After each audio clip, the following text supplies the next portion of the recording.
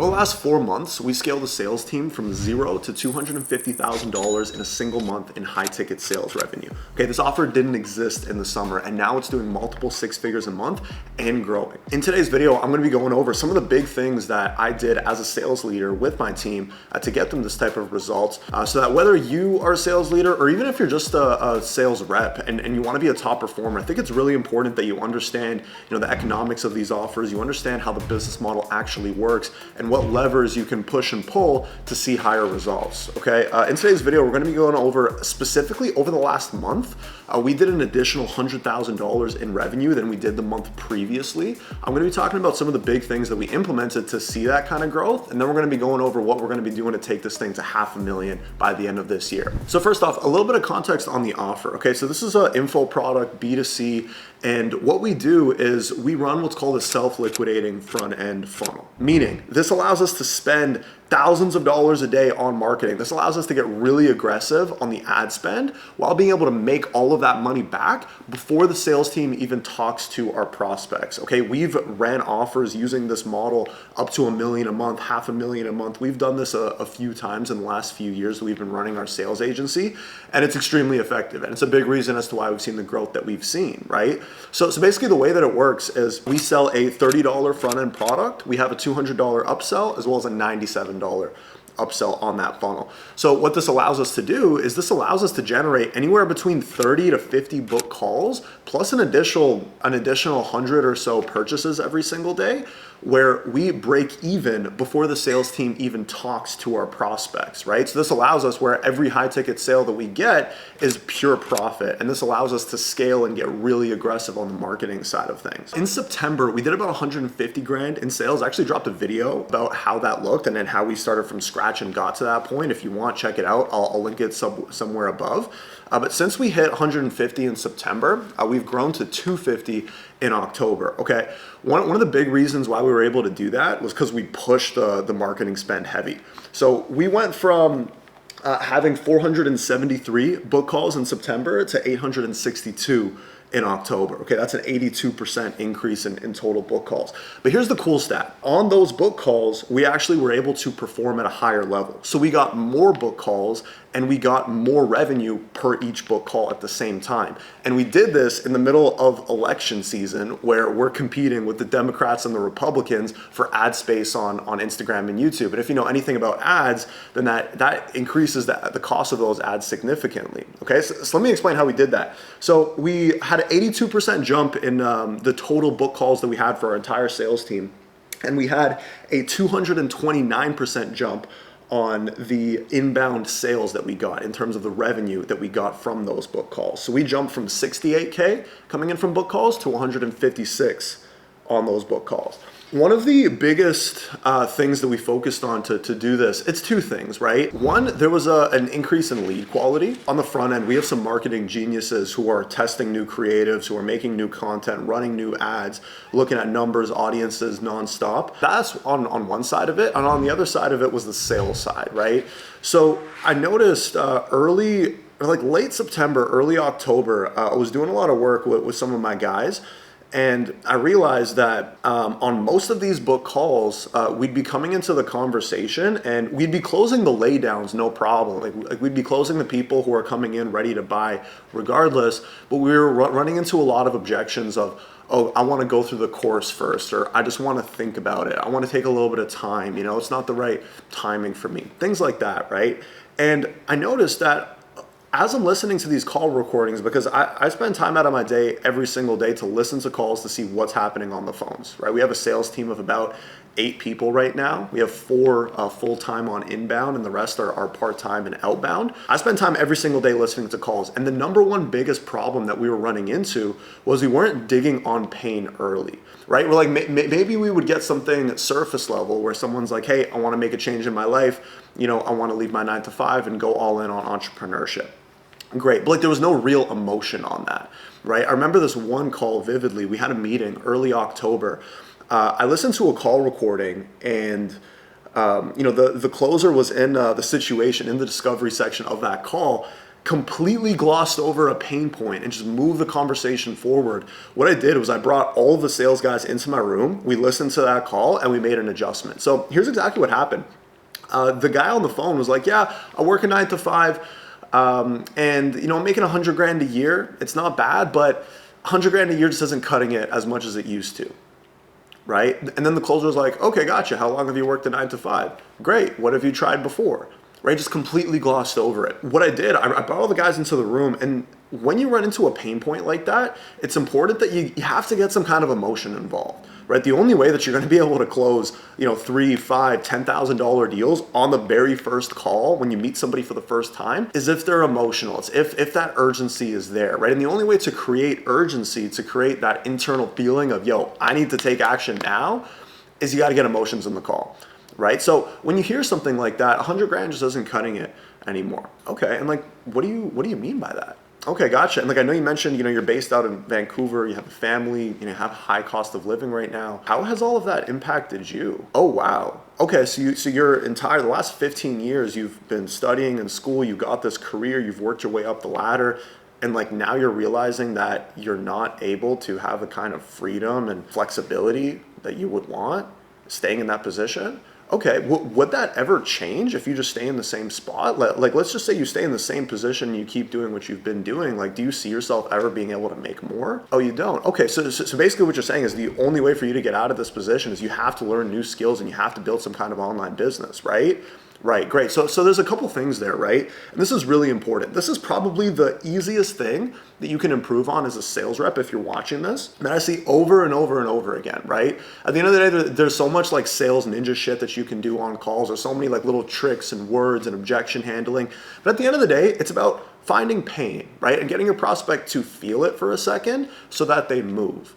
Right? So here's the exact framework that we implemented that allowed all of our closers to dig deep on pain and get paid in fulls on the first call. It's 3 things, okay? Number 1, as you're in your discovery, you start with broad questions. Where it's, hey, tell me a little bit about yourself and the reason why you booked this call today.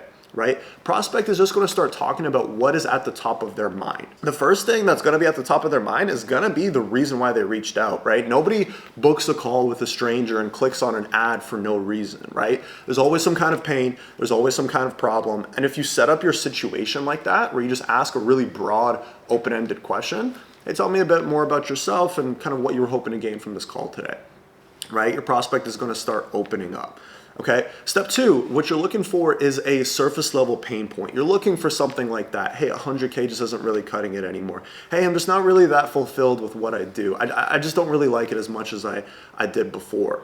Right? Hey, I've seen a lot of stuff online and I want to have more freedom in my life. I want to be able to provide for my family a little bit more. Right? When we hear things like that, that's a surface level pain. Most people are just like, okay, cool. They want to provide for their family. The thing is, that's not enough. Just the fact of the situation isn't really going to move anybody, right? We have to get some kind of emotions involved. That's where you're going to dig deeper with a concerned tone. That's the key. If I say, okay, wow, so how's that been on you? Yeah, it's been whatever. It's been okay. I've been managing. We're not really getting any emotions from that, right? If it's, oh, wow, so how's that been on you? How has that impacted you? How does it make you feel that you're kind of trapped right now? What does that even mean? Right? When you use that kind of tone, now you kind of give your prospect the permission to get a little bit deep, to open up on you, to almost lean on you, and that's where we can really create change, right? And the last thing that you want to do before you move on is you want to clarify that pain. Okay, this is really important, right? When you get to the end, it's okay, gotcha. So from what I'm hearing from you, Mr. Prospect, is you want to create more freedom in your life. You want to be able to spend more time with your family, but you're just, it seems like you're just not able to do that the way you want to, staying in the same position, right? Right. Okay, great. Now we're going to get into, their vision, their goals, their challenge. Then we can get into offering them a solution, right? But that situational section right there, okay, we implemented those steps across the entire team early on in the month, and it's a big reason as to why we were able to increase our production the way that we did. Okay. Number 2, a big part of sales, right, is culture. Okay. Sales is one of the only professions, and I'm sure there's others, right? But sales, it's really a profession where you have to be inspired to do it at a high level. right? Like if you're an accountant or a bookkeeper, like you could hate your life and you can be depressed, but like you'll still do the books, you'll still do the math and the Excel spreadsheets, no problem. You'll get the job done, right? But as a salesperson, where you're talking to people every single day, where you're helping people make change every single day, it's like you have to be in this elevated state. You have to be excited. You have to be inspired for you to be able to perform at your highest level, right? And especially when you're dealing with a team, right? Especially when you're running at the type of volume that we're currently running at on this offer, you know, it's important that we keep everyone in that state, right? We have this beautiful office here in Toronto. A majority of our team is actually working remote. What we did is we got 3 closers to come out to our office in Toronto and spend time with us. But we had one individual come all the way from Italy who ended up going from 0 sales experience when he first started on the offer to in his 2nd and 3rd months, I believe he did $7,000 and close to 9-10 grand his 2nd and 3rd months on the phone, right? We had another closer who was in a little bit of a cold streak. He's based out of Chicago, flew out, came out, got his mindset right, started getting back into a flow. Now he's back in Chicago and he's on a run, right? It's really important culture, right? It's really important that you get your culture down. The thing is, what is culture, right? People talk about that a lot. Culture is where your team spends time together, right? So like even if you're a remote team, right, your culture is what happens on your sales meetings, right? Or what happens on your role play calls, right? In our case, like I wanted the culture to be a all day thing. These 4 guys who were in office over the last 2 months, they would be in this office at 7:30 a.m. They'd be in the gym, right? They would finish up their workout by 8:30. They'd be role playing from 8:30 to 9:30. By 10 a.m., they're on the phones. And they're doing that sometimes up until 9, 10 p.m. They go out for dinner and then they come back to the office and they do it again. And the thing is we created this culture where one, these guys were going harder than ever, right? They're putting in serious hours, serious time on the phone. And 2, it was something where it was enjoyable, right? We're like working 12 hours a day. Like you might think that that's a grind, that's, you know, really hard, but these guys were having a blast, right? They were competitive. They were going back and forth. They were talking shit amongst each other, having some healthy competition. And that's what allowed, you know, like I said, that one guy come in and do 7-10 grand in his 2nd and 3rd months on the phone. That's what allowed one of the other guys on our team to clear 10 grand in commissions for his 1st month and be the top closer on the offer, right? Culture is really important. Getting your team inspired is really important. And, you know, even if you're a closer, right, I think environment is extremely important, right? You have to surround yourself with other people who are pushing the limits, who are, you know, moving at a higher frequency. And it's a big reason as to why we got to, you know, the numbers that we're at now. Okay, so a combination of these 3 things, right? A massive increase in ad spend, an increase in book calls, okay, an increase in earnings per book call, okay, by digging deeper on pain, and most importantly, combining all of those things with a really strong competitive culture where guys are excited to come in and push their hardest, allowed us to add an extra $100,000 in revenue in October. Let me tell you how I see us getting to $500,000 a month now, okay? The biggest play is gonna be outbound sales. So we cracked the inbound sales, okay? We got our guys performing there. You know, at about a $250 earning per lead across the board, which is pretty solid at a high scale. Now the key is going to be outbound, right? So we have a list of thousands of leads, and these aren't just leads, these aren't just opt-ins. These are people who have spent, a lot of them have spent hundreds of dollars on the front end before they even started speaking to us, right? They've consumed a lot of the content already. They've started their businesses. They've started seeing results. Now it's going to be cracking the outbound and getting more revenue in there. We actually saw a dip in outbound sales when we started scaling our ads, because a lot of the guys are spending more time on book calls, right? So we're gonna be doing 2 things. One, we just ran a massive hiring round. We're gonna be adding at least 2 closers to the team in the short term, who are going to be starting out on outbound calls, right? And then with performance, maybe we'll move them over to book calls, right? So that's one, is growing the team. As a, you know, running a sales team, you need to be hiring and also firing at a pretty fast pace, right? The team is in a pretty good position right now. I like the group of guys that we got, but I want to add in more guys to pick up on, you know, some of the slack, right? That's one. And 2 is implementing a 2-call close structure. So something that we've done basically since the beginning, Like even when I first got into sales, I was selling on a similar style offer back in like 2020, which I closed millions off of running book calls and then also just pounding the lead sheet. Except the approach that I would always take was the one call close every single time. I would call people up in the middle of their day and I would be going for the close.